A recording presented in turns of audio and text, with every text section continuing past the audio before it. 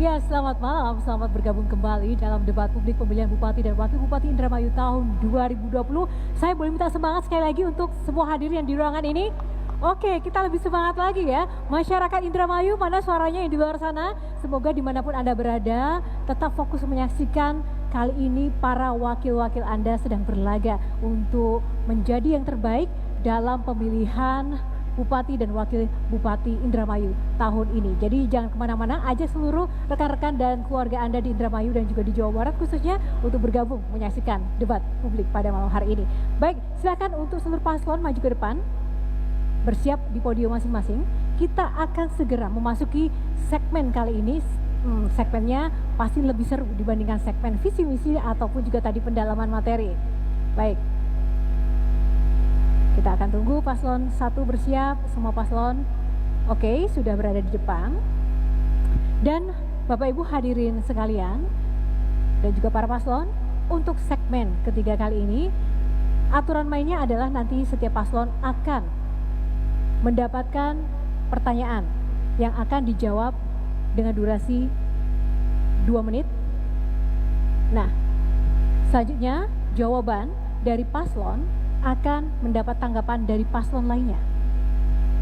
Tapi setiap paslon yang menjawab pertanyaan dari saya ditanggapi tidak semua paslon, hanya akan ada satu paslon yang telah diundi sesuai dengan urutan tadi yang akan menjawab. Jadi masing-masing paslon hanya akan mendapatkan satu penanggap. Baik, dan ini secara acak sesuai dengan kesepakatan yang telah disepakati oleh timnya pada tadi siang. Dan untuk urutan pertanyaannya pun juga tadi sudah diundi, sudah ada di tangan saya semuanya. Jadi semuanya serba diundi oleh tim ya, Bapak Ibu. Jika ada yang tidak jelas nanti boleh bertanya kepada saya sebelum saya mulai. Ada yang ingin ditanyakan? Tidak ya? Ini sudah cukup jelas. Nanti akan saya pandu satu persatu sebelum memulai menjawab. Oke, relax, santai, jangan tegang ya untuk seluruh paslon. Dan kita akan mulai kali ini untuk segmen ketiga, yaitu giliran pertama adalah paslon 1. Paslon 1 sesuai dengan undian akan mendapat pertanyaan B. Oke, ini sesuai undian tadi siang. Baik. Dan pertanyaan B yang akan dijawab oleh paslon 1 nanti akan ditanggapi oleh paslon 4. Oke, baik, mohon diperhatikan pertanyaannya.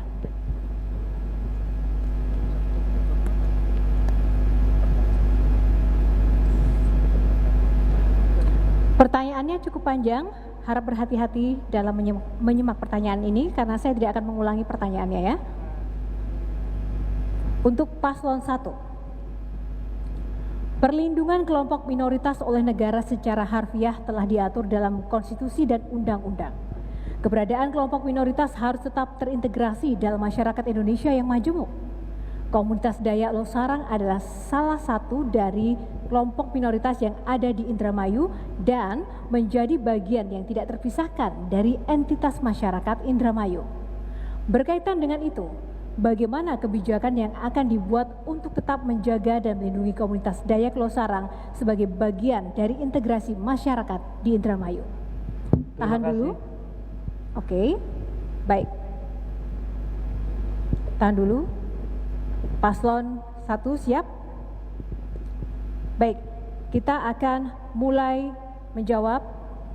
Persilahkan dari sekarang. Terima kasih. Komunitas Dayak adalah bagian daripada saudara kita sesama warga Indramayu, sama tidak ada bedanya. Maka kami tetap akan memberikan pelayanan, kesejahteraan, dan pemberdayaan.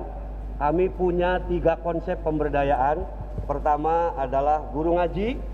Ini komitmen keadilan untuk kesejahteraan semua pihak termasuk guru ngaji, termasuk nanti juga masyarakat Dayak. Yang kedua adalah kartu tani dan nelayan.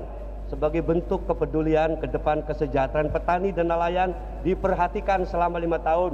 Terakhir tentu ini adalah konsep pemberdayaan ekonomi kecil berbasis kearifan lokal, termasuk warga Dayak. Nggak usah khawatir, ke depan kami akan menyentuh kebijakan ini adil untuk semua supaya warga Dayak juga bisa terlindungi dan terfasilitasi oleh kebijakan yang adil.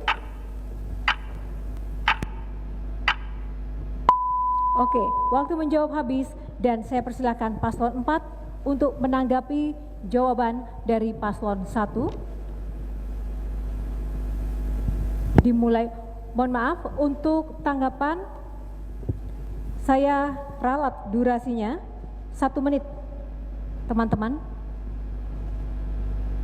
Terima kasih. Tunggu, kita ulang terlebih dahulu. Kita akan setting untuk durasi 1 menit untuk tanggapan. Oke, siap? Kita mulai dari sekarang. Terima kasih. Semua apapun agama, etnis, mereka adalah anak-anak bangsa dan kita bersatu dalam kebinekaan Tunggal Ika. Yang pertama itu kan. Siapapun orangnya, dari manapun asalnya, selama dia adalah orang Indonesia, kita bersatu dalam NKRI, Bhinneka Tunggal Ika. Artinya kita percaya bahwa tentu kita mengalami banyak perbedaan cara berbicara kita, bahasa kita, tapi semuanya adalah anak-anak bangsa.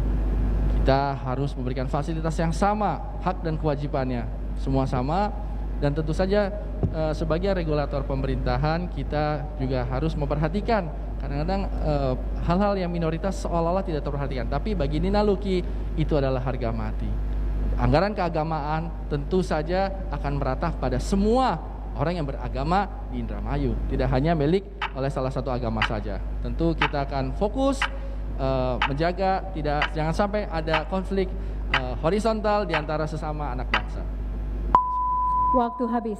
Baik, terima kasih untuk paslon 4 dan juga paslon 1. Selanjutnya kita akan masuk ke giliran tahap kedua, menjawab pertanyaan dan menanggapi pertanyaan. Giliran selanjutnya adalah untuk paslon 3. Paslon 3 akan mendapat pertanyaan nomor C, huruf C dari saya, dan nanti akan ditanggapi oleh paslon 2. Mohon diperhatikan, kita akan buka pertanyaan untuk paslon nomor 3. Paslon 3 siap? Ini dia pertanyaannya. Isu perkawinan anak dan kekerasan terhadap anak (KTA) merupakan isu krusial yang masih dihadapi oleh Indramayu dalam konteks pemenuhan dan perlindungan anak. Berdasarkan hal tersebut, strategi, program, atau kegiatan apa yang akan dilakukan untuk mengurangi tingginya kasus pada 2 hal tersebut jika terpilih sebagai kepala daerah nanti? Baik, tahan dulu. Kita mulai menjawab dari sekarang, dipersilahkan. Baik, terima kasih. Kaitan dengan perkawinan anak usia dini, ini menjadi perhatian kita khusus untuk hal tersebut. Maka oleh karena itu dengan seluruh stakeholder yang ada, kita untuk terus menjaga supaya kita memberikan edukasi kepada seluruh masyarakat Kabupaten Indramayu yang mempunyai anak tentunya.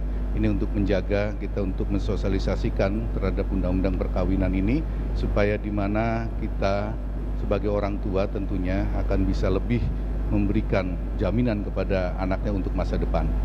Kaitan dengan kekerasan terhadap anak, ini perlu adanya juga pengawasan yang sangat ketat dari seluruh jajaran tentunya dalam hal ini, baik birokrasi maupun juga para stakeholder, dalam hal ini para alim ulama, para pendidik, para orang-orang yang berpengaruh di lingkungannya, untuk sekiranya tidak akan terjadi lagi hal-hal yang akan menimpa terhadap anak-anak kita terhadap kekerasan yang dilakukan, termasuk juga kaitan.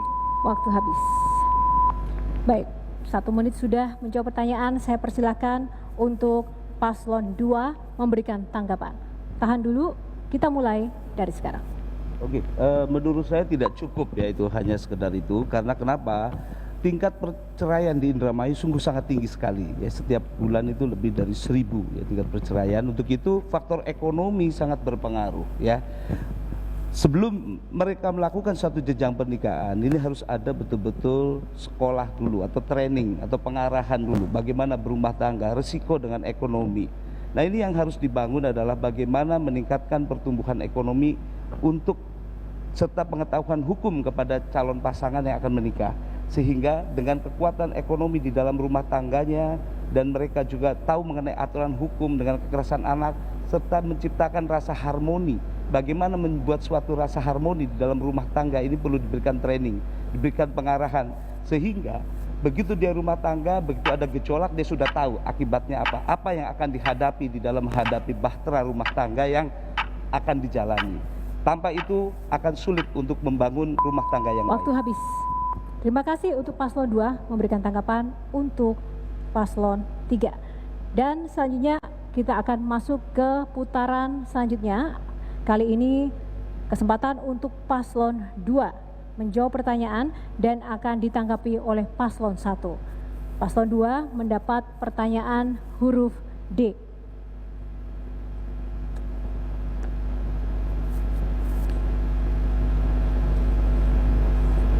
Siap paslon 2? Saya bacakan pertanyaannya. Bagaimana situasi dan kondisi Saya ulangi. Bagaimana situasi dan kondisi pengedaran dan penyalahgunaan narkoba di wilayah Kabupaten Indramayu, serta strategi dan langkah apa saja yang saudara lakukan untuk mendukung pencegahan dan pemberantasan penyalahgunaan dan peredaran narkotika dan prekursor narkotika atau P4GN? Waktu menjawab dimulai dari sekarang. Baik, terima kasih. Mungkin untuk mencegah salah satunya adalah yang pertama, keluarga yang harmonis itu utama, Pak, karena pencegahan dari utama untuk narkoba adalah keluarga yang harmonis. Lalu yang kedua, meningkatkan sarana dan prasarana olahraga yang selama ini notabene masyarakat khususnya kaum milenial ini kurang tertata untuk kegiatan olahraga. Jadi saya pengen nanti ke depannya paslon 2 ini akan menambahkan semua sarana dan prasarana olahraga itu, baik dari sektor pemerintahan dari Indramayu Kota sampai dengan pemerintahan di bawah, sampai dengan pemerintahan desa. Artinya saya pengen ke depannya ini bisa mencari bibit-bibit unggul untuk menjadi seorang atlet. Lalu kedua, untuk memberantasnya itu adalah mungkin mendapatkan kita akan membuat posko-posko pengaduan di tiap-tiap desa, lalu memperkecil juga peredaran dengan mempersempit penjabat. Waktu habis. Silakan untuk paslon 1 memberikan tanggapan. Kita mulai dari sekarang. Tes. Silakan. Pertama, keluarga juga harus jelas. Apa dulu? Yang paling fundamental adalah moral agama. Maka menurut saya harusnya diprioritaskan untuk antisipasi itu adalah moralitasnya, pendidikan agamanya. Oleh karena itu yang kedua adalah penegakan hukum. Ini penting. Penegakan hukum juga bagian daripada untuk mengurangi dan atau menekan penyebaran narkoba. Oleh karena itu pemimpinnya, penegakan hukumnya harus jelas, tegas dan adil. Saya kira itu. Terima kasih. Tambahan sedikit bahwa kita juga perlu adanya peer group sesama remaja, karena remaja kadang-kadang tidak mau terbuka permasalahannya dengan orang tua, sehingga perlu dibentuk peer group antar remaja sehingga permasalahan mereka bisa tertampung di sana. Barangkali itu tambahan dari saya. Terima kasih. Waktu habis.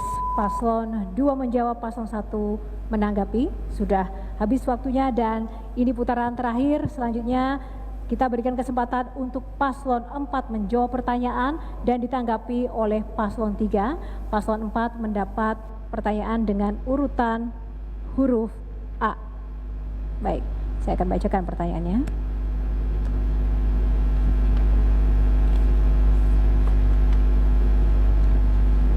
Siap paslon A, mohon disimak. Pertanyaannya adalah, Kabupaten Indramayu merupakan salah satu kantong pekerja migran terbesar di Provinsi Jawa Barat. Bagaimana strategi paslon jika terpilih dalam upaya perlindungan pekerja migran tersebut, serta bagaimana strategi dalam menciptakan daya saing pekerja migran Indramayu? 1 menit mulai dari sekarang, dipersilahkan. Terima kasih. Salah satunya adalah memberikan skill agar mereka mempunyai kemampuan pada saat mereka dikirim ke luar negeri, mereka akan mampu ataupun bisa mempunyai keterampilan yang lebih. Selain itu kita memahami betul bahwa orang-orang Indramayu pergi ke luar negeri itu memang bukan karena keinginan yang luhur, karena mereka memang mencari pekerjaan, mencari uang di sana. Seandainya mereka punya pilihan di sini ada lapangan pekerjaan, tentu mereka akan lebih memilih tinggal bersama keluarganya. Oleh sebab itu, Nina Luki berkomitmen bahwa seandainya memang mereka harus pergi ke luar negeri, maka akan dibekali dengan skill, dan tentu kita akan selalu mengawal bagaimana tenaga-tenaga kerja di luar sana terlindungi. Lalu kita juga tetap memanfaatkan, mengundang investor untuk segera datang Indramayu supaya terserap tenaga kerja sehingga masyarakat Indramayu bisa bekerja di Indramayu tanpa harus keluar negeri. Waktu habis menjawab untuk paslon 4 dan langsung saya persilahkan untuk paslon 3 memberikan tanggapan. Waktu 1 menit dimulai dari sekarang. Baik, makasih apa yang tadi disampaikan oleh paslon nomor 4 kaitan dengan buruh migran. Saya rasa dalam penanganan buruh migran, mungkin ini kita harus tahu dulu. Yang pertama adalah kita bagaimana pra-penempatan. Karena ini hal yang krusial adalah pada saat kita dari pra-penempatan sampai dengan penempatan dan pasca penempatan. Ini kenapa harus menjadi 3 trigger ini yang untuk bisa menjadikan para buruh migran kita di sana bisa nyaman. Oleh karena itu dengan kita melihat para penempatan, tentunya kita melihat juga bagaimana para buruh migran kita ini mempunyai skill. Artinya kita tidak mengirim buruh migran yang non formal tapi formal. Lantas penempatan di sana seperti apa? Penempatannya tentu kita ada jaminan. Tentunya mereka ini benar-benar ditempatkan dalam suatu pekerjaan yang sesuai dengan yang dimiliki skillnya.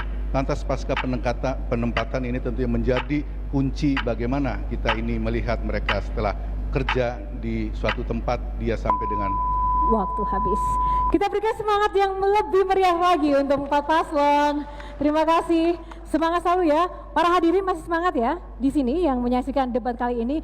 Jangan kalah semangat dengan para paslon kita untuk memberikan jawaban, dan juga nanti masih akan ada tantangan-tantangan di segmen-segmen selanjutnya. Bapak Ibu hadirin yang ada di sini dan juga pemirsa di rumah semuanya, kita akan jeda dulu. Tetaplah bersama kami. Sesaat lagi debat publik calon bupati dan juga wakil bupati Indramayu 2020 masih akan kembali. Saya undang kembali untuk seluruh paslon untuk maju ke depan. Silakan untuk kembali menempatkan diri di podium masing-masing. Dan saya ucapkan terima kasih, tadi ada masukan kepada penyelenggara bahwa untuk posisi moderator agak bergeser ke kiri, sudah pas agar tidak menghalangi paslon nomor 4. Silakan maju ke depan paslon 4, paslon 3. Kita akan pastikan bahwa seluruh paslon dapat terlihat jelas oleh pemirsa di rumah ya. Baik, rekan-rekan sudah oke ya? Siap? Oke, baik. Jangan sampai moderator menghalangi salah satu paslon. Harus adil ya, semuanya harus tampak terpampang nyata ini sosok-sosok para paslon ini. Dan kita sudah memasuki segmen keempat. Ini semakin kesini semakin panas, tapi jangan khawatir, untuk segmen keempat ini aturannya masih sama. Jadi ada pertanyaan, ada jawaban, dan ada tanggapan. Masih sama, polanya seperti segmen sebelumnya, dan masing-masing paslon yang menjawab akan mendapat durasi 2 menit, penanggap 1 menit.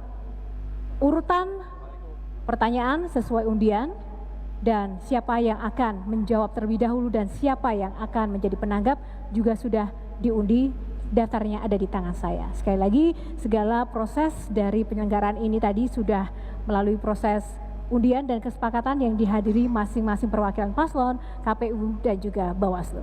Siap para paslon, kita mulai ya, langsung saja untuk segmen keempat kali ini. Kita mulai. Yang mendapat giliran pertama adalah paslon 3. Paslon 3 akan menjawab pertanyaan huruf A dari saya, dan nanti akan ditanggapi oleh paslon 4. Paslon 3, kita akan lihat pertanyaan untuk Anda. Baik, saya akan bacakan pertanyaannya, mohon disimak baik-baik. Untuk mengetahui sejauh mana pengaruh utamaan gender di sebuah daerah dapat dilihat dari Indeks Pembangunan Gender atau IPG dan Indeks Pemberdayaan Gender IDG. Indramayu pada tahun 2018 memiliki IPG sebesar 87,97 dan IDG sebesar 61,12. Angka tersebut berada di bawah standar nasional. Sebagai calon kepala daerah, strategi apa yang akan dilakukan untuk meningkatkan indeks tersebut, khususnya berkaitan dengan partisipasi perempuan dalam bidang politik dan ekonomi di Kabupaten Indramayu. Paslon nomor 3 siap untuk menjawab, durasi waktu 2 menit, kita mulai dari sekarang. Baik, terima kasih. Terkait dengan indeks pembangunan gender atau IPG yang memang kita akui bahwa kita masih di angka 66,97 ya. Mohon maaf. Ya, 66,97 dan 83,3, mohon maaf, ini untuk IPG 88,35 dan untuk IDG tadi 61,12. Oleh karena itu kita dalam kesenjangan pembangunan manusia antara laki-laki dan perempuan ini dilihat dari partisipasi keterkaitan dengan pembangunan gender ini dalam kesenjangan untuk kita penyebaran antara laki-laki dan perempuan. Kaitan dengan indeks pemberdayaan gender ini tentunya kita melihat kesetaraan pemberdayaan gender dilihat dari sisi partisipasi terhadap politik, partisipasi terhadap ekonomi. Memang kita ini masih minim di Indramayu, masih baru beberapa tentunya yang ada di Indramayu ini. Oleh karena itu peningkatan ini sangat penting dan kita melakukan upaya-upaya pemberdayaan terhadap para gender ini untuk mereka lebih aktif lagi dalam berpartisipasi di politik maupun juga di ekonomi. Termasuk juga kita penyebaran antara laki dan perempuan tentunya yang ada di IPG tadi kita akan terus tingkatkan supaya keselarasan, keseimbangan ini akan terjadi. Kaitan dengan tadi yang kaitan dengan kita partisipasi wanita atau gender di partai politik ini memang kita harus, oleh karena itu dengan kita adanya ikatan-ikatan para politisi wanita tentu kita tingkatkan untuk bisa berpartisipasi lebih di Kabupaten Indramayu termasuk juga di bidang ekonomi. Ini untuk meningkatkan ketahanan ekonomi dengan kita melakukan pembinaan terhadap UKM-UKM yang selalu dilakukan oleh para wanita yang ada di Indramayu termasuk juga para pengusaha wanitanya. Waktu habis. Indramayu. Terima kasih. Baik, pertanyaan sudah dijawab paslon 3 dan silakan untuk paslon 4 menanggapi paslon 3. Waktu 1 menit dimulai dari sekarang. Terima kasih. Ini adalah tentang persetaraan gender, khususnya perempuan dalam bidang tadi politik. Pemberdayaan perempuan meningkatkan kedudukan dan peran perempuan dalam pembangunan, meningkatkan kualitas peran dan kemandirian organisasi perempuan. Program pemberdayaan ekonomi yang diberikan kepada para perempuan purna pekerja migran Indonesia dalam bentuk pelatihan skill dan pemberian modal. Apalagi untuk perempuan Indramayu kadang masih negatif. Jadi yang saya akan lakukan dengan Angluki adalah bagaimana perempuan Indramayu menjadi perempuan bermartabat. Nina Luki adalah cermin kesetaraan gender. Lihat, saya lebih tinggi dari Bu Nina, tapi Bu Nina jadi bupatinya. Ini adalah kebangkitan wanita Indramayu. Ibu saya orang Indramayu dan sekarang saya bangga bahwa wanita Indramayu bisa lantang bilang, aku wong Dermayu. Sebagai seorang wanita tidak perlu malu-malu lagi sama kata-kata negatif tentang gadis Indramayu, tanda kutip. Lihatlah, wanita yang pemberani maju untuk jadi bupati, gadis Indramayu.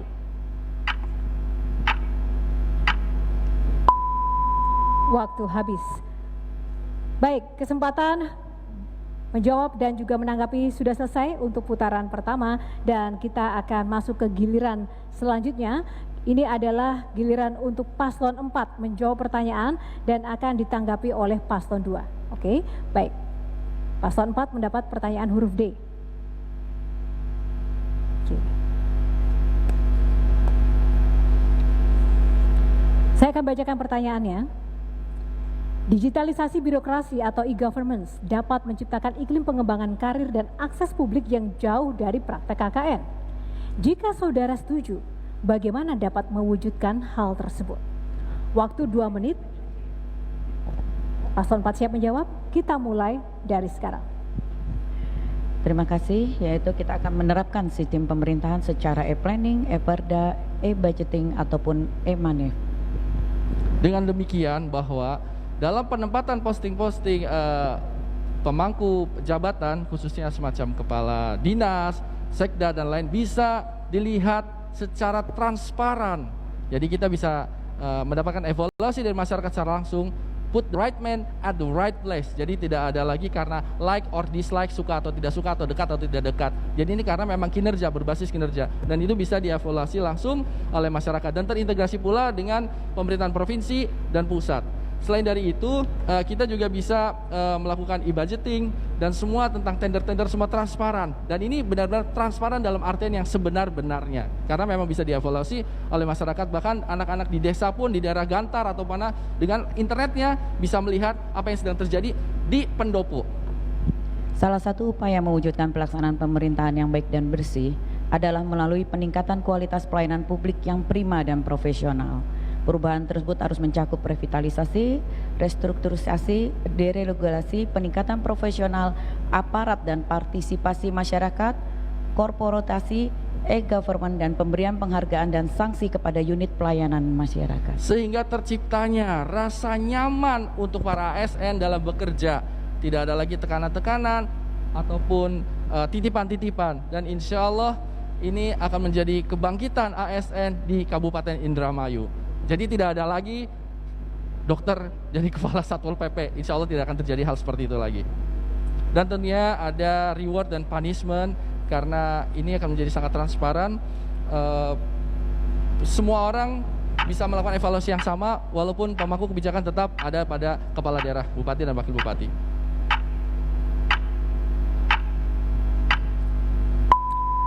Waktu habis menjawab untuk paslon 4 dan langsung saya berikan kesempatan untuk paslon 2 menanggapi jawaban paslon 4. Waktu 1 menit, kita mulai dari sekarang. E-government cukup bagus tadi dirancang oleh pasangan nomor 4, tetapi tidak cukup. Karena sistem itu pasif ya, sistem itu hanya mengelola data, tapi keaktifan proaktif daripada birokrasi yang dituntut sangat penting. Jadi proaktif bukan pasif, nanti yang akan diterapkan oleh pasangan nomor 2, bagaimana transparansi tadi yang sudah dijelaskan, kita menunjukkan transparansi kepada investor, khususnya yang padat karya, untuk investasi di Indramayu, sehingga image perizinan mudah dan potensi alam Indramayu sekalian dipromosikan di situ. Karena kita sudah punya nih, gas ada, air ada, minyak ada, alat transportasi ada, tinggal satu, UMR juga sudah bersaing. Jadi faktor UMR kita 50% lebih rendah daripada Jabotabek. Harga tanah kita 10 kali lipat lebih murah daripada Jabotabek. Untuk itu, selain e-government yang sudah digagas, maka kegiatan proaktif birokrasi khususnya di perindustrian dan perdagangan serta perizinan itu harus Waktu lebih. habis. Baik, terima kasih untuk paslon 4 dan juga paslon 2 sudah menjawab dan juga menanggapi. Kita akan langsung saja masuk ke putaran selanjutnya, adalah giliran untuk paslon 2 menjawab pertanyaan dan akan ditanggapi oleh paslon 1. Paslon 2 mendapat undian pertanyaan C. Oke, baik, pertanyaan C.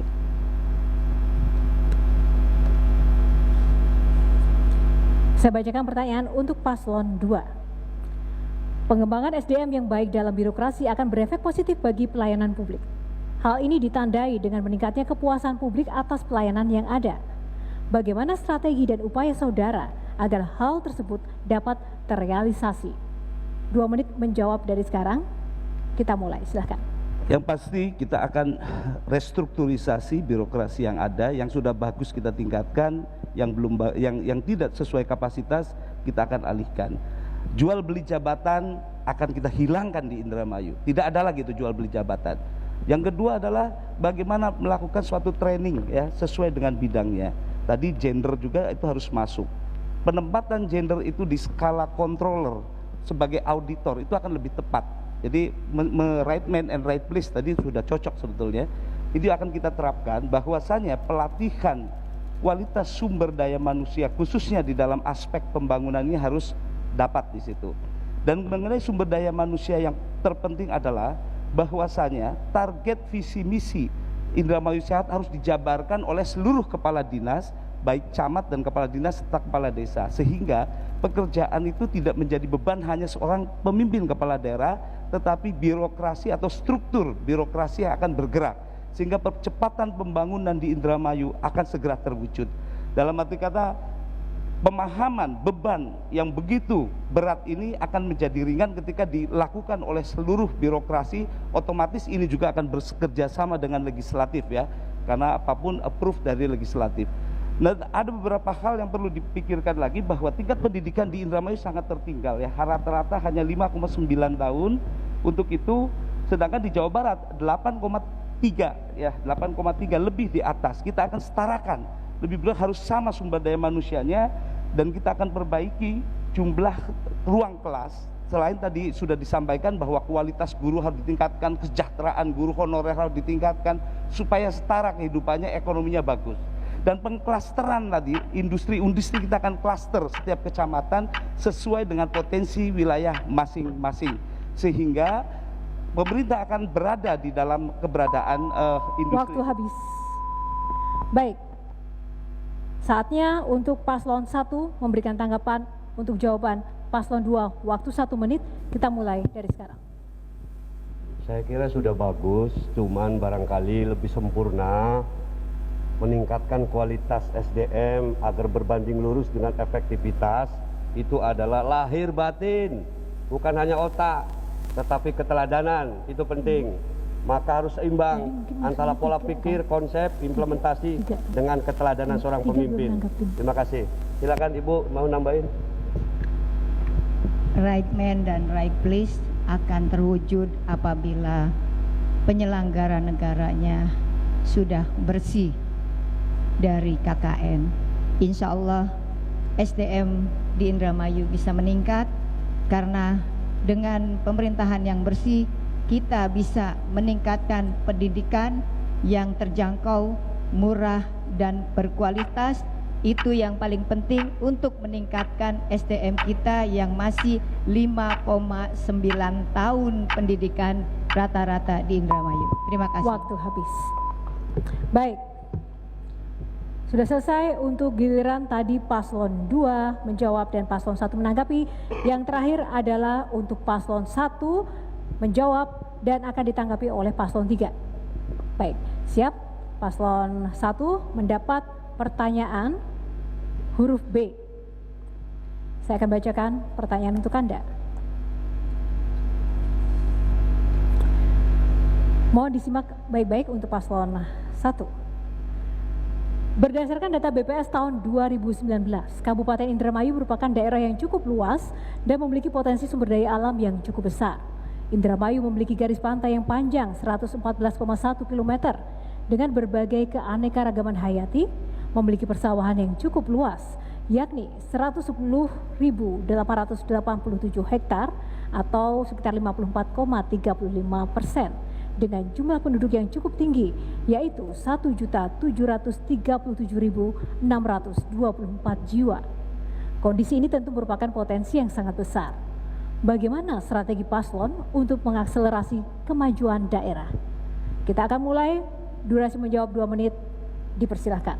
Ya, kita ini Indramayu sangat kaya sekali. Cuma problemnya hanya satu, masalah keadilan dan ada pemimpin, tidak ada kepemimpinan. Maka paslon 1 ke depan ingin menjadi pemimpin yang melayani, mengayomi, dan mewujudkan keadilan sosial. Seluruh potensi yang ada akan disinergikan, satu kata, menjadi kesejahteraan. Potensi alam, potensi sumber daya manusia harus berbanding lurus dengan kesejahteraan. Kuncinya hanya satu, keadilan seorang pemimpin. Terima kasih Ibu, silakan tambah.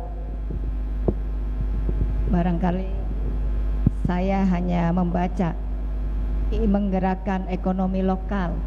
Itu yang ada di angan-angan saya. Selama 2 bulan ini saya berkeliling untuk bersosialisasi.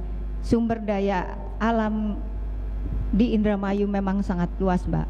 Potensinya banyak, dari pariwisata, pengembangan perusahaan, misalnya di tambak garam belum adanya perusahaan garam, di pertanian juga limbah pertanian belum terolah.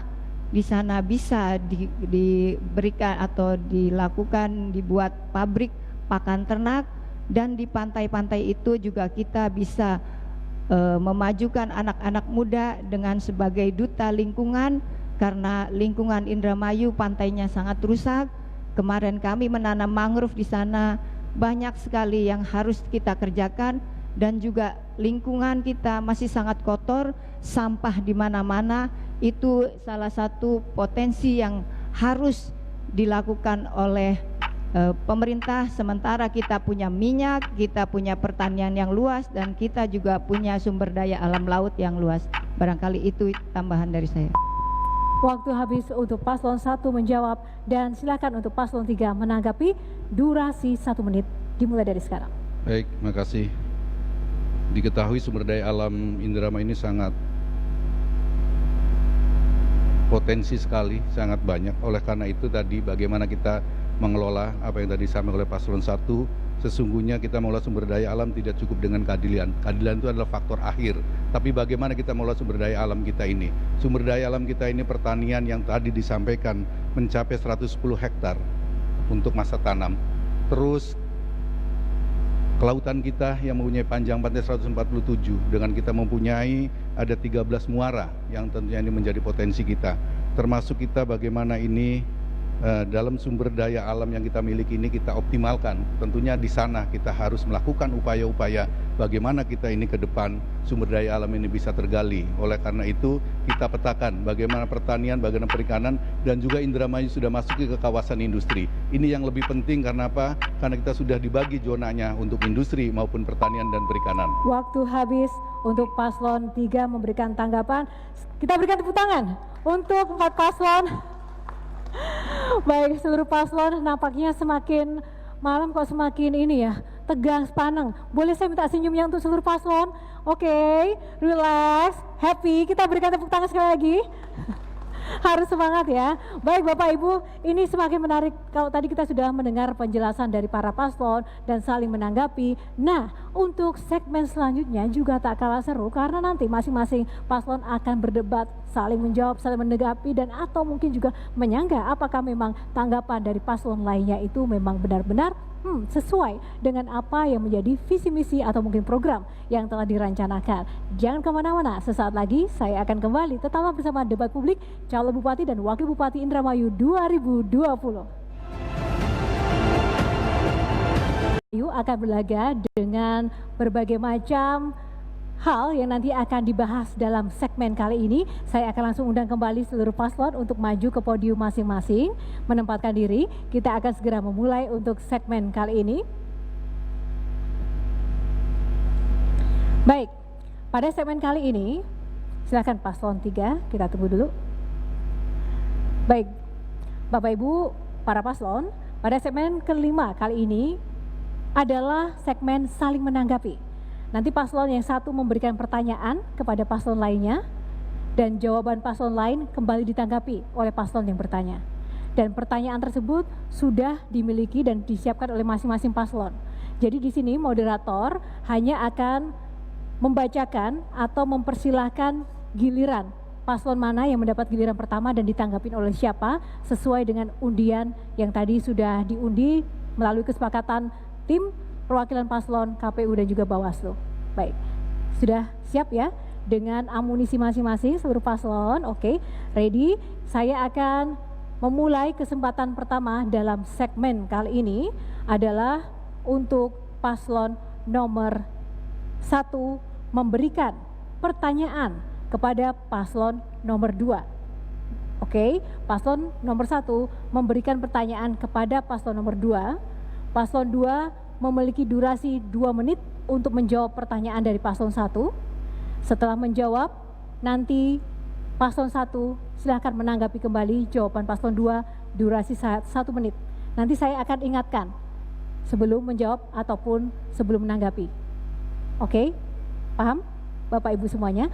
Oke, saya akan berikan kesempatan yang pertama untuk paslon 1 memberikan pertanyaannya kepada paslon 2. Durasi 1 menit untuk mengajukan pertanyaan dimulai dari sekarang. Terima kasih. Indramayu ini gudangnya seniman dan budayawan.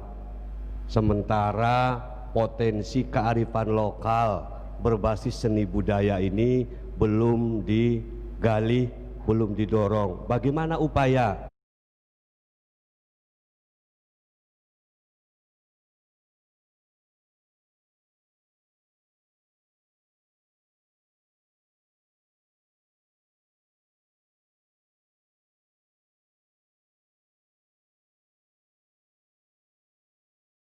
nomor 2 untuk mendorong potensi seni budaya menjadi kearifan lokal yang membanggakan. Saya pertanyaan kedua dari saya boleh?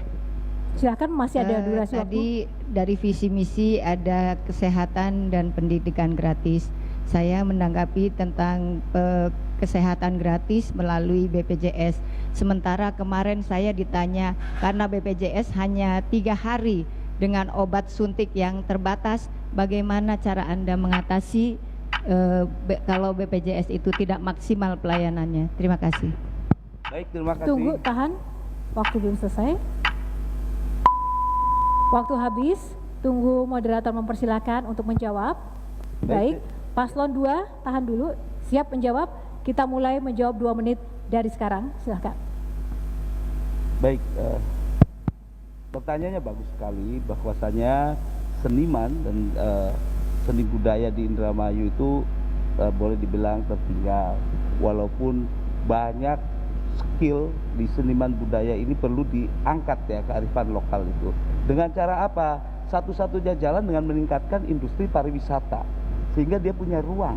Dengan adanya industri pariwisata seperti di Bali, punya ruang kesenian itu. Dan seni budaya juga tidak selalu di dalam prakteknya hanya menyanyi, tetapi juga banyak cara mengekspresikan seni budaya. Bisa dengan cara membatik ya, sehingga budaya batik ya, kita ada batik Poman, sekolah membatik. Jadi bagi para seniman yang sudah istilahnya sudah masa usianya sudah lanjut, dilatih untuk membatik. Begitu juga dikolaborasi dengan pariwisata, bahwa ada kalender event yang harus kita buat setiap bulannya, itu harus punya kalender event sehingga bisa menjadi destinasi wisata. Begitu juga untuk para seniman, khususnya perizinan di dalam hiburan, harus diberikan ruang. Jangan sampai seniman di dalam mencari nafkah sulit ya, itu akan menjadi problem.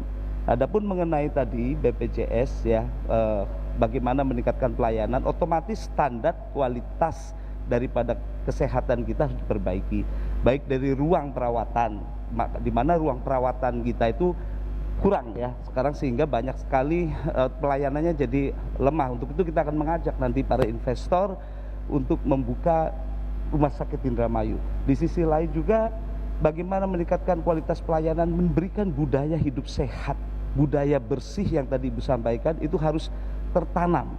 Jadi jangan coba-coba kalau di rumah sakit ada kotor, itu kepala rumah sakitnya itu repot itu. Jadi budaya bersih, budaya hidup sehat, budaya memberikan pelayanan yang baik karena mereka dalam masyarakat kita itu menjadi sangat penting. Waktu habis.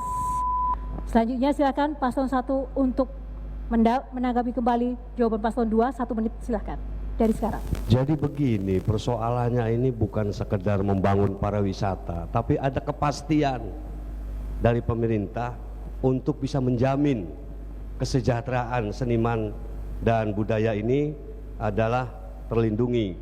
Jadi tidak cukup membangun wisata, apalagi tadi ada jaran, kuda, itu tidak berkarakter Indramayu banget itu.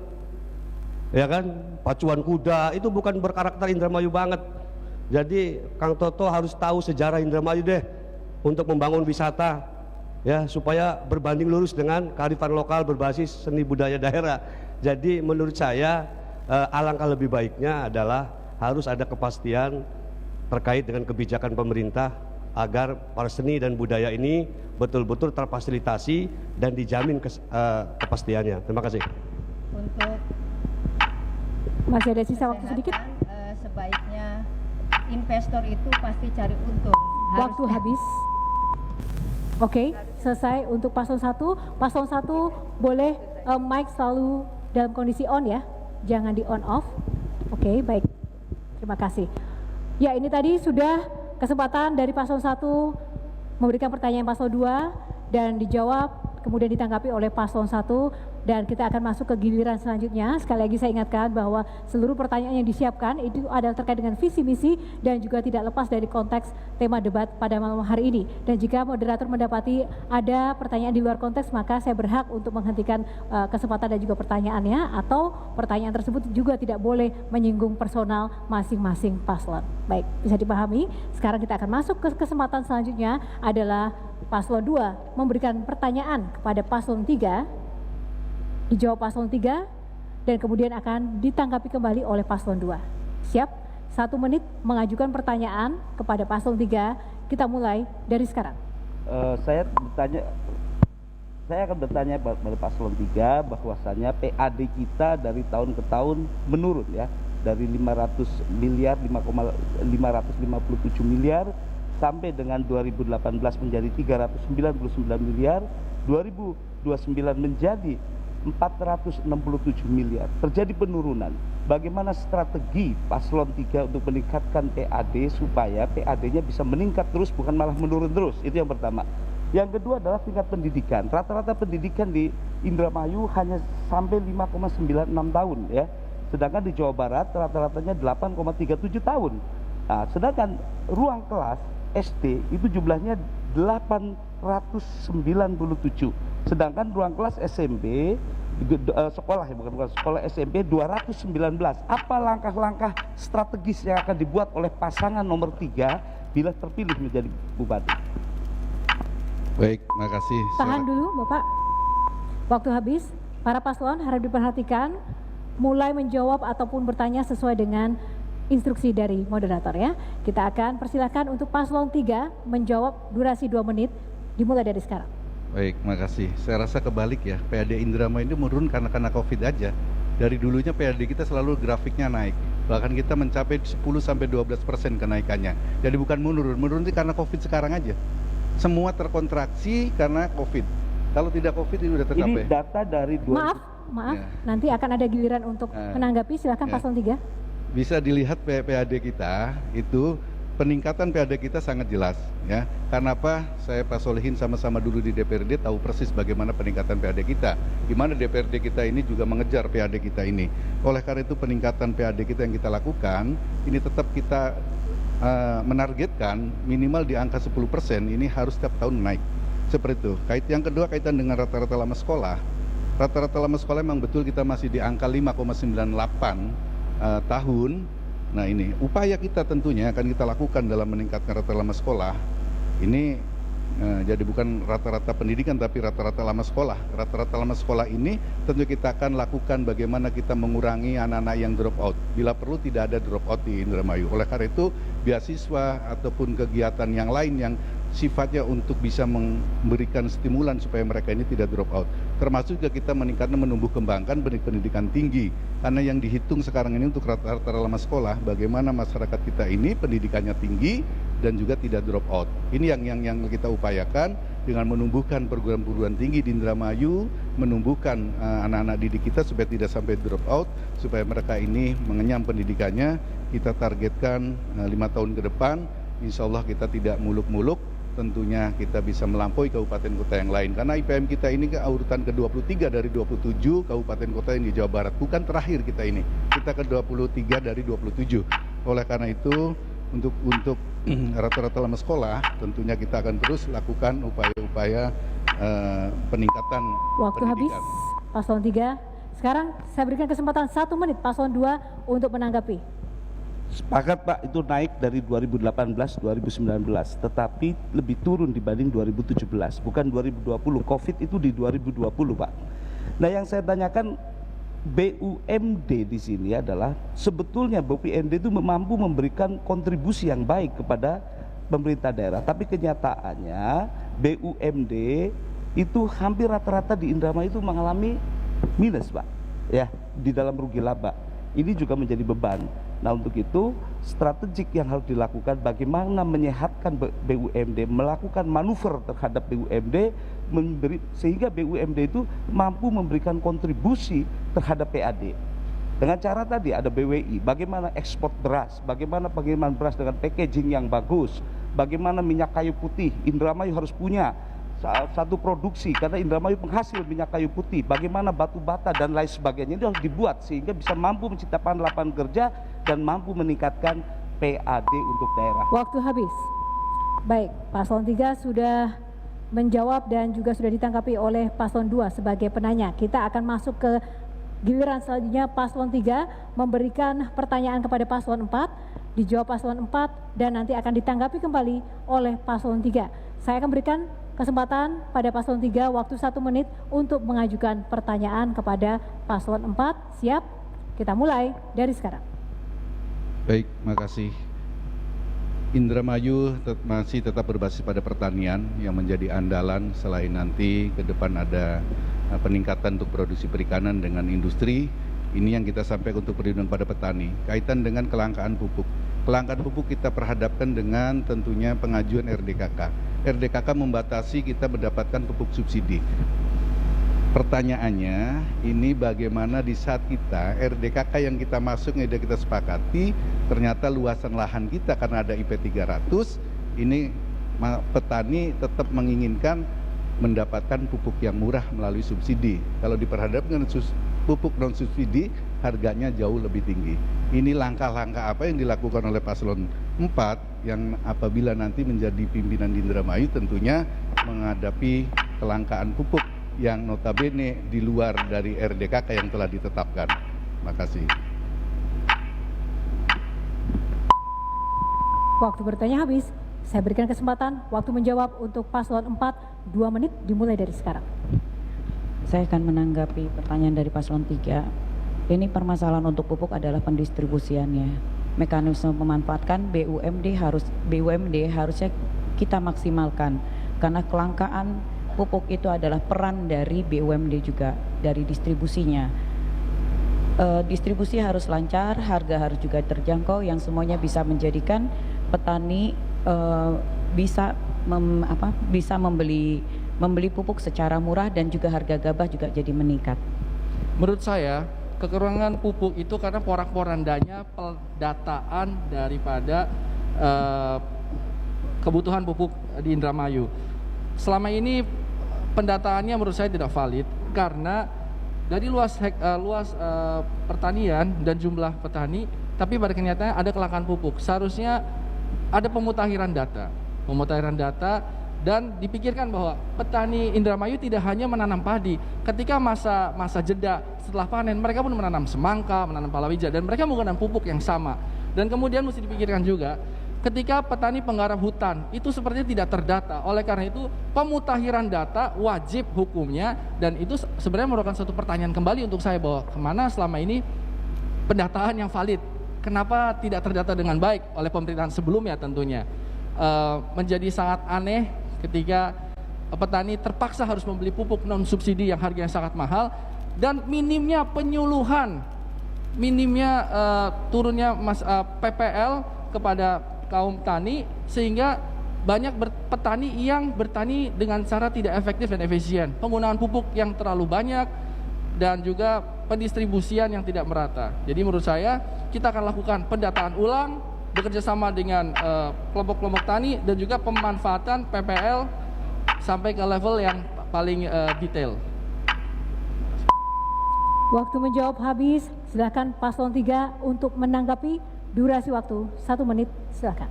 Baik, makasih. BUMD kita memang menjadi suatu distributor, yang mana distributor ini juga melakukan penyaluran ini sesuai dengan tadi yang kita sampaikan adalah RDKK, karena kita dibatasi untuk menebus DO itu. Oleh karena itu ini yang tentunya BUMD kita ada keterbatasan karena kita dibatasi oleh RDKK. Kaitan dengan RDKK tentunya yang ada sekarang ini tidak bisa melampaui dari target yang sudah ditetapkan. Di saat pemilik lahan ini lebih dari kuota yang dimiliki untuk mendapatkan subsidi, inilah yang menjadi problem.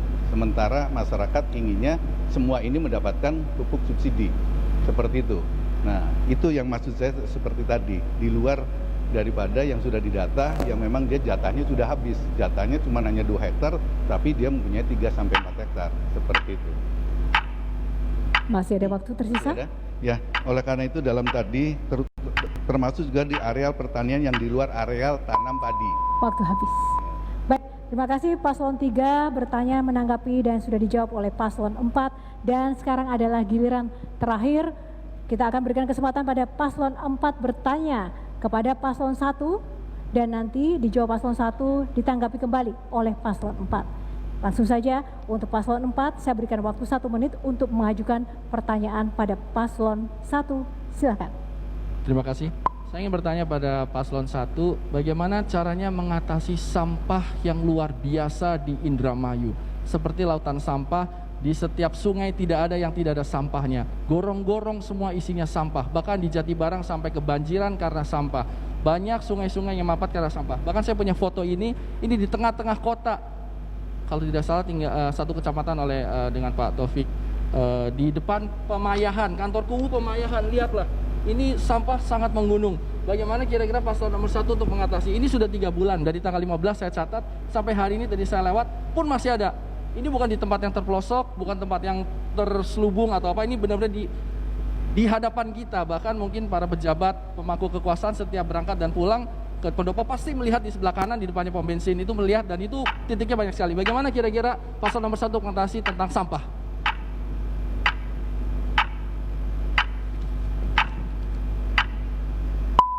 Waktu bertanya habis, silakan menjawab dengan durasi 2 menit untuk paslon 1, dimulai dari sekarang. Sebagai seorang santri, an-nadhofatu minal iman. Itu adalah kebersihan bagi sebagian daripada iman. Di Indramayu, paslon saudaraku, sudah ada perdanya, sudah banyak potensi, solusi, implementasinya saja yang kurang. Oleh karena itu, insya Allah ke depan peraturan yang ada, perda yang ada, tinggal didorong implementasinya sampai pada tingkatan bawah. Anggarannya cukup dinasnya, jangan sampai aturannya bagus tidak dibarengi dengan anggaran. Yang kedua, tidak kalah penting adalah kesadaran, pendidikan warganya ke depan harus dibangun dengan sukarela. Yang terakhir juga tidak kalah penting, teknologi. Bagaimana mengelola sampah menjadi produktif dan bisa dapat punya nilai tambah ekonomi, itu penting. Silakan Ibu mau nambahin. Mas Luki, itu adalah pertanyaan saya di awal tadi.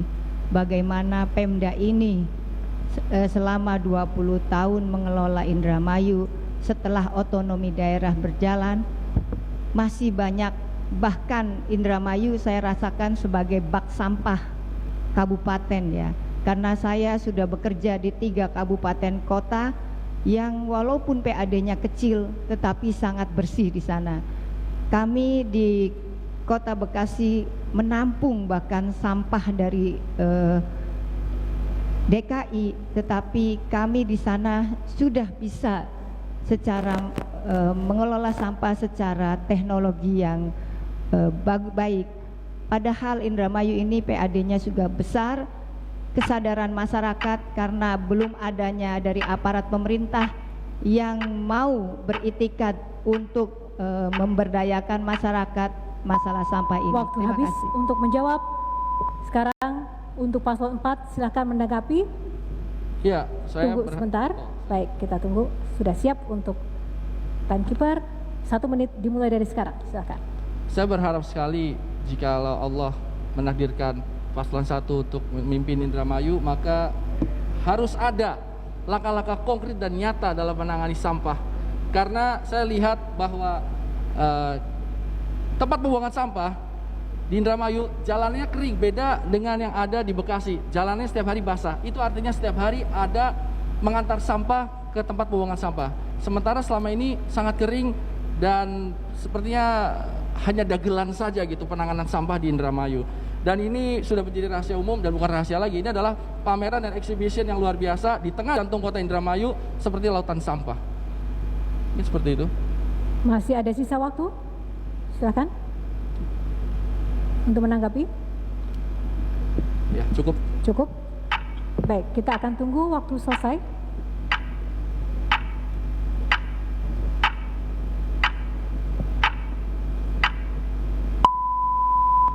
Baik, tepuk tangan untuk seluruh paslon yang sudah saling bertanya dan juga menanggapi pada kesempatan segmen kali ini. Dan tentu saja Bapak Ibu hadirin yang berbahagia dimanapun Anda berada, masyarakat Indramayu di luar sana, kita masih akan melanjutkan untuk segmen selanjutnya. Nah, apa tantangan untuk para paslon di segmen selanjutnya dalam debat publik pada malam hari ini? Tetaplah bersama kami, jangan kemana-mana, sesaat lagi kami akan kembali.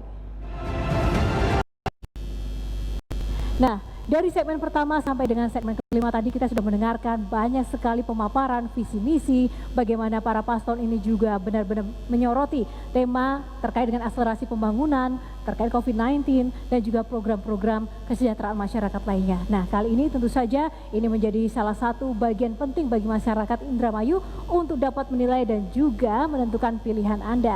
Dan di dalam sesi kali ini saya akan memberikan kesempatan untuk seluruh paslon, masing-masing saya berikan waktu dengan durasi 3 menit untuk menyampaikan closing statement. Oke? Udah deg-degan dulu nih para paslon, apa tantangannya ya? Tenang. Udah deg-degan. Serius sekali. Terima kasih untuk perhatiannya para paslon. Harus menyampaikan closing statement, kalimat dan juga pemaparan pamungkasnya kepada masyarakat Indramayu. Jadi mohon dimanfaatkan sebaik-baiknya. Silakan cabub maupun cawabub masing-masing paslon untuk memanfaatkan kesempatan ini. Ini kesempatan terakhir Anda, oke, dalam debat publik kali ini, dan tidak akan ada penambahan waktu atau mengulang lagi ya. Mohon diperhatikan baik-baik, durasi 3 menit dan tentu saja urutan dan giliran dari pemaparan atau penyampaian closing statement ini sudah diundi tadi siang oleh KPU, Bawaslu dan juga perwakilan dari tim paslon. Oke, siap ya? Kita akan segera memulai saja untuk sesi penghujung debat publik. Kali ini dari daftar giliran undian yang saya terima, giliran pertama akan diberikan untuk paslon nomor 3 dan paslon nomor 3 ini nanti kami akan menghadirkan dan mencoba kembali untuk menghadirkan cabubnya melalui Zoom virtual. Teman-teman, apakah sudah bisa ditayangkan? Koneksinya apakah sudah terhubung dengan cabub nomor urut 3? Yes. Kita tunggu. Baik, sudah ada audio. Apakah secara visual sudah? Baik, cabub nomor urut 3 boleh cek audio. Mendengar saya Yes, di... ada suaranya. Baik ya, jelas ya, baik. Cabub nomor 3 dan cawabub nomor 3 yang ada di ruangan ini mendapat kesempatan waktu 3 menit untuk menyampaikan closing statement-nya. Sudah diatur ya, mana yang nanti akan menyampaikan. Silahkan, saya akan memberikan kesempatan mulai dari sekarang, waktu 3 menit, dipersilahkan. Terima kasih. Assalamualaikum warahmatullahi wabarakatuh. Saya mohon maaf sekali tidak bisa hadir di sana. Ingin rasanya saya bisa berada di tengah-tengah teman-teman semua melihat kondisi saat ini. Saya sangat memiliki semangat untuk bisa hadir. Cuman karena kondisi yang tidak memungkinkan, akhirnya saya mohon maaf sekali tidak bisa hadir pada kesempatan malam hari ini. Mudah-mudahan di kesempatan selanjutnya KPU bisa memfasilitasi untuk debat yang kedua. Di closing statement saya yang ingin saya sampaikan, saya juga menyimak tadi apa yang disampaikan oleh cabub-cabub dari nomor urut yang lain keterkaitan permasalahan-permasalahan yang di Indramayu. Faktanya bahwa apa yang disampaikan oleh teman-teman cabub yang lainnya itu baru akan dijalankan. Tapi pasangan nomor urut 3 yang tadi sudah disampaikan oleh Pak Taufik Hidayat itu memang sudah dijalankan dan memang masyarakat juga merasakan hasilnya dan manfaatnya. Seperti contoh permasalahan sampah yang disampaikan oleh Pak Luki nomor urut 4 dan juga Ibu Ratna nomor urut 1. Faktanya memang Indramayu sudah mendapatkan Piala Adipura sebanyak 10 kali. Dan ini yang terbanyak di Provinsi Jawa Barat. Kota kabupaten mendapatkan Piala Adipura. Kemudian berbicara tentang akuntabilitas publik. Indramayu juga sudah mendapatkan WTP selama 3 tahun berturut-turut dan itu fakta yang tidak bisa terbantahkan. Jadi saya mengajak kepada masyarakat Kabupaten Indramayu secara keseluruhan, kita berpikir secara realistis apa yang sudah kita lakukan, apa yang kita sudah bangun. Ini memang sebuah langkah-langkah nyata yang sudah dilakukan pemerintah oleh masyarakat. Walaupun memang masih ada kekurangan-kekurangan dan itu menjadi tugas saya dengan Pak Taufik untuk melakukan menyempurnakan apa yang sudah dilakukan oleh pemerintah sebelumnya. Seperti itu. Kemudian saya sedikit penutup dari saya buat teman-teman, boleh saya izinkan untuk menyampaikan pantun. Boleh ya? Silakan. Penutupnya pantunnya adalah tahu bulat digoreng dadakan harganya 5 ribuan. Jika Indramayu ingin semakin terdepan, nomor 3 harus menjadi pilihan. Baik. Mungkin ada tambahan dari Pak Taufik Hidayat. Silakan.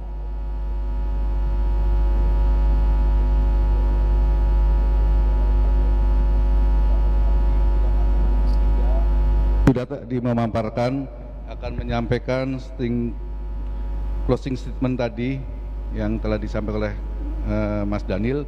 Akan saya tambahkan tentunya apa yang telah kita lakukan ini, yang hari ini kita lakukan tentunya akan mendapatkan harapan untuk kepada masyarakat Indramayu.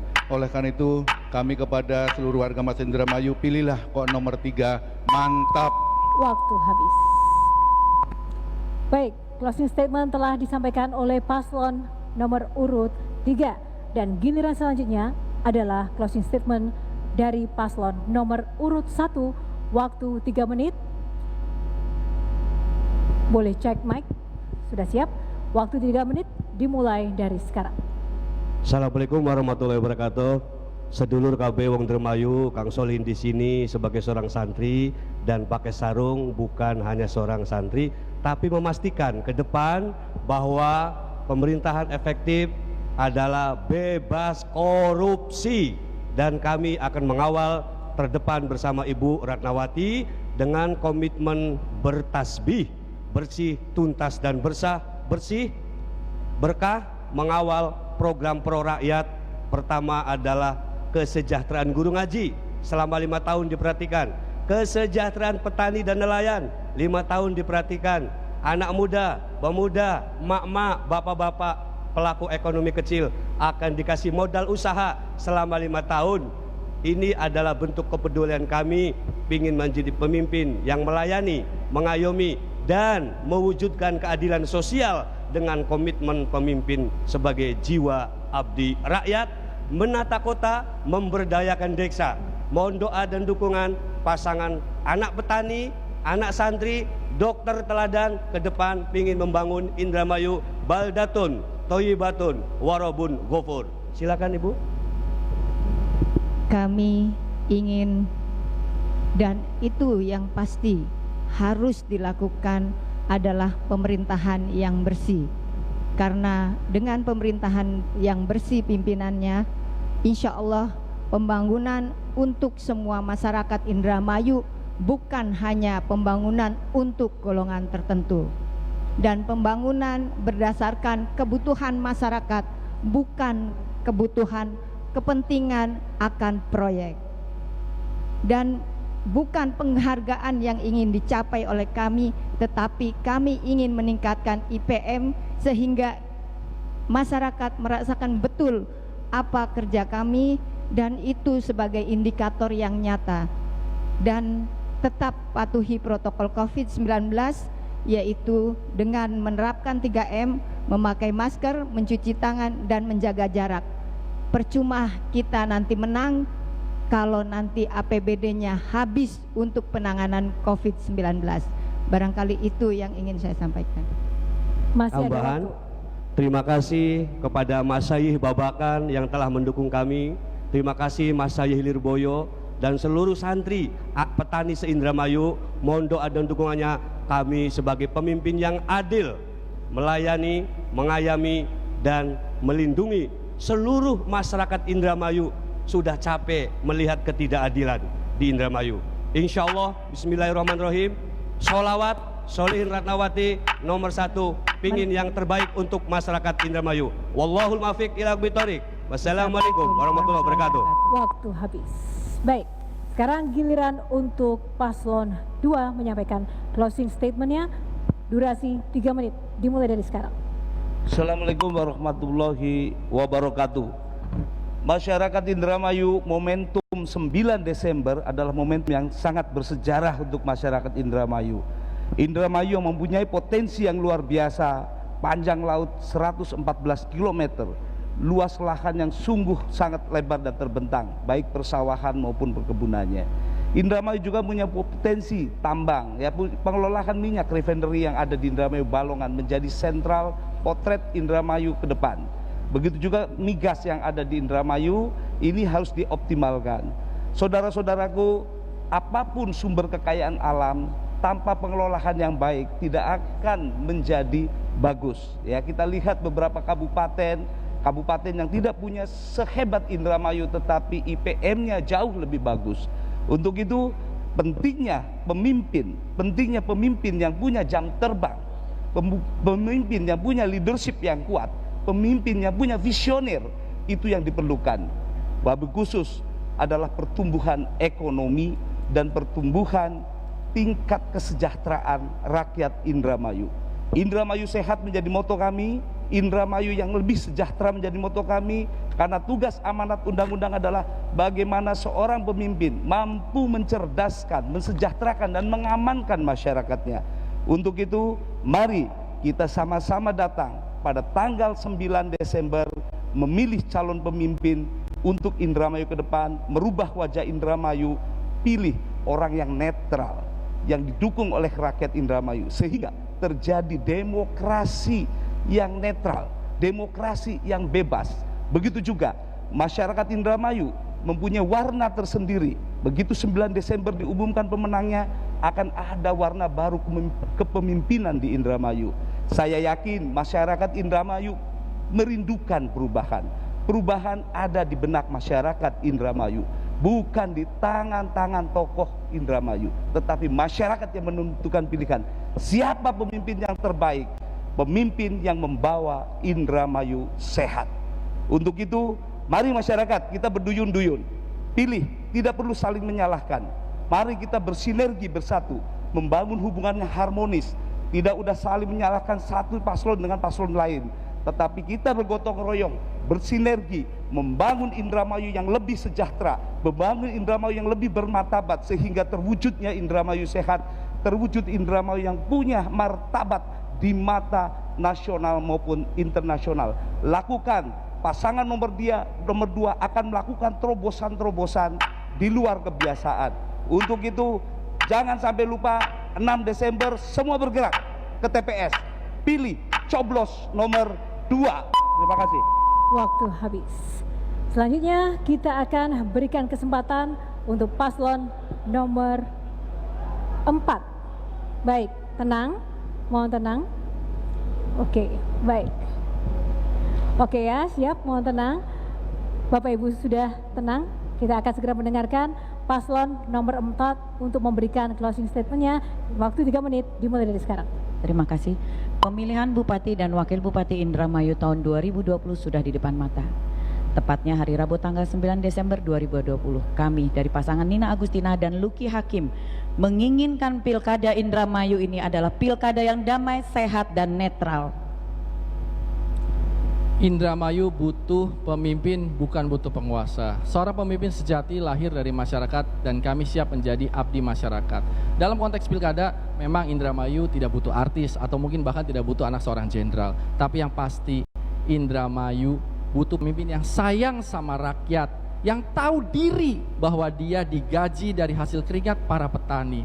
Indramayu rindu sama bupati yang melayani, bukan bupati yang memperbesar kroni, sibuk menekan sana-sini, memperkaya diri, membangun dinasti dan ujung-ujungnya terbukti korupsi.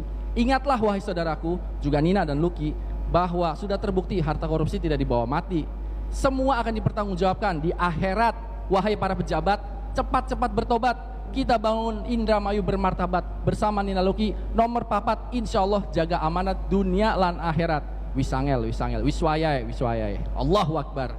Bagi kami semua nomor itu baik, namun nomor 4 mempunyai nilai filosofi yang cukup tinggi, yakni representasi dari 4 pilar kebangsaan Indonesia, yaitu 1. Pancasila, 2. Undang-Undang Dasar 1945, 3. NKRI, dan 4. Bhinneka Tunggal Ika. Semoga perjuangan seluruh rakyat Indramayu mendapat ridho dan berkah Allah Subhanahu wa Ta'ala. Amin ya Rabbal Alamin. Yuk kanggo wong Indramayu kabeh, ajak lalen tekaning TPS ya. Coblos nomor 4 kanggo Indramayu bermartabat. Nina Luki Memimpin dengan hati. Masih ada waktu 1 menit tersisa. Cukup? Baik. Masih ada waktu 1 menit. Kita akan tetap tunggu durasi waktu selesai. Silakan, masih ada kesempatan jika paslon nomor 4 berubah pikiran ingin menambahkan closing statement-nya.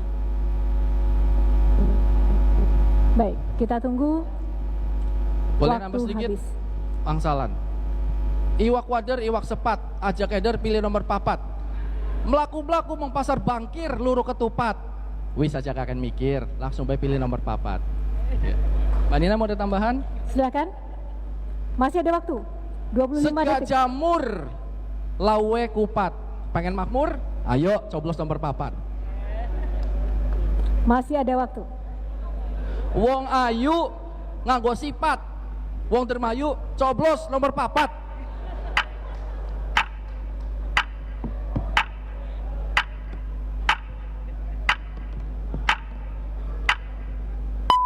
Waktu habis. Kita berikan tepuk tangan untuk para paslon kita pada malam hari ini. Paslon nomor 1, paslon nomor 2, paslon 3 dan juga 4 boleh maju di atas di depan podium maksud kami. Oke. Di atas di depan podium. Oke. Tahan. Dan Bapak Ibu, ini adalah sesi atau segmen penghujung dalam debat publik pemilihan calon bupati dan juga wakil bupati Indramayu 2020. Silakan saya berikan kesempatan pada Anda semuanya pemirsa yang ada di rumah dan di mana saja untuk menyaksikan para calon-calon pemimpin Anda yang nanti akan menentukan masa depan Indramayu ke depan. Dan jangan lupa, mari masyarakat Indramayu, yuk kita sama-sama gembira ke TPS ya, karena ini adalah masa depan Anda semuanya.